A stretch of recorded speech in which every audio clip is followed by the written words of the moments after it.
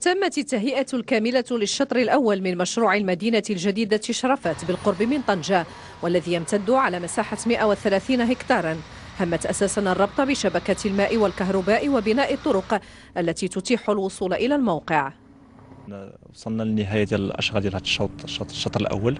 الشطر الثاني اللي كيمتد على 105 هكتار، نسبه التقدم ديالو هو 20%، وهذه مرحله مهمه في ناحيه المشروع لان بدينا غنبداو العمليه ديال البناء مع اول الشريك ديالنا هو الشركه ديال ديار منصور اللي هي فرع من شركه فرعيه ديال صندوق الايداع والتدبير لانتاج ما يناهز 1000 سكن.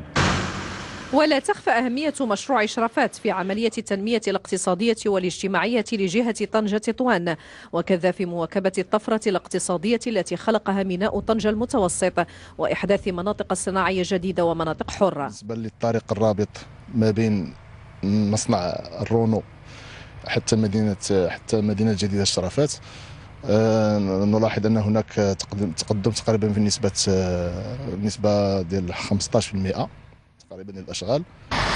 شرفات نموذج للمدينة الكوكبية بموقعها الاستراتيجي قرب ميناء طنجة المتوسط، وخطوط الاتصال الرئيسية كالطريق السيار والسكك الحديدية تأتي لتلبية الطلب المتزايد على السكن بسبب تطور الأنشطة الاقتصادية.